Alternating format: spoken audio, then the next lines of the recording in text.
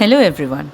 Today I'm going to talk about the balloon effect, a strange game that our mind plays with us. Our mind is a strange place.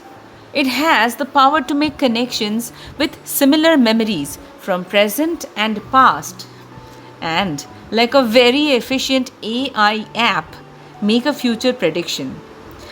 For example, we wake up in the morning with throat pain and headache, and before we realize, we start feeling that our whole body is having a breakdown. Or we have a negative incident in the office, like an argument with a colleague or a task not done well, and before we realize, we start thinking that our job life is hell. What's even more interesting is if we have a bad day at office and some bodily pain at the same time, the recipe of our tragedy reaches epic proportions. Now we begin to think our whole life is a mess, no one cares for us, we have nowhere to go, and what not. And soon, the bad memories of the past also start joining the party and starts making us feel all the more pathetic. This is called the ballooning effect. Our mind takes the input of a few recent negative feelings and projects a picture in our mind that we are miserable and helpless. We need to be mindful of this process and cut short the balloon right at its source of air. How can we do that? We have to ask the question, what evidence? And reach the root of the problem. Let me give you an example through a mind dialogue. The situation is of a person who has had a bad day at office. I am worthless. What evidence? My presentation didn't go well. What evidence? I couldn't explain the topic. What evidence? The audience didn't show interest. What evidence? Well, they were talking a lot amongst themselves. Okay. Is this a common behavior? No, they generally listen.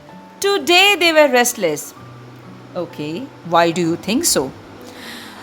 I guess I was not feeling well. I had a headache during the presentation. Well, why did you not take medicine? Well, I was not carrying the medicine. Well, make a note of this. Today is a lesson that you learned. Carry an emergency medicine in your bag next time. Technically, two things happen when we engage in this process of what evidence questions. First, we focus our mind on the specific data points related to the recent bad events. In that way, we prevent it from making connections with the other negative memories from our past or from the other areas of life. We stop the ballooning effect right at the start. Second, we initiate a problem solving mindset. We replay the situation with hardcore facts and decide what stopped us from tackling the situation effectively. This honest review not only makes us kinder to ourselves but also prepares us better for similar challenges next time.